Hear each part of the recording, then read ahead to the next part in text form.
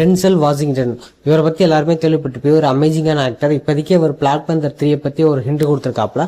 அது என்னன்னா, பிளாக் பந்தர் 3ல Ryan cooker எனக்கான ஒரு கேரக்டரை ரெடி பண்ணிட்டு இருக்காரு, அதுக்கான ரைட்டிங் ஆரம்பிச்சிட்டாரு அப்படிங்கிற மாதிரி சொல்லியிருக்காப்புல.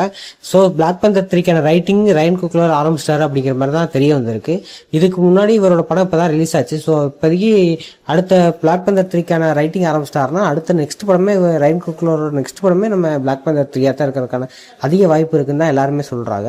எனக்கு தெரிஞ்சு டூம்ஸ்டேக்கு அப்புறம் தான் வரக்கான வாய்ப்பு அதிகம் இருக்கு. ஏன்னா டூம்ஸ்டேலேயே நம்ம டாக்டர் டூம் நிறைய விஷயங்களை மாத்திடுவாரு. அதுக்கப்புறம் நம்ம பிளாக் பந்தர் அவர் கூட ஒரு டீமை சேர்த்துக்கிட்டு அதெல்லாம் எப்படி சரி பண்ண ட்ரை பண்றாரு அப்படிங்கிற மாதிரி தான் இந்த படம் அமையும் தான் நான் நம்புறேன். எனக்கு தெரிஞ்சு பிளாக் பந்தருக்குன்னு ஒரு தனி மூவி வர்றது ரொம்ப ரொம்ப நல்ல விஷயம் தான்.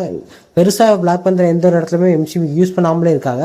ஸோ பிளாக் பந்தர் 3லயாச்சும் அதை கொஞ்சம் டெவலப் பண்ணி சூப்பராக கொடுத்தா நல்லா இருக்குதான் நான் நம்புறேன். இதை பத்தி உங்க தாட்ஸ் கீழே கமெண்ட் பண்ணுங்க. அடுத்தடுத்த வீடியோல பார்க்கலாம். பாய்.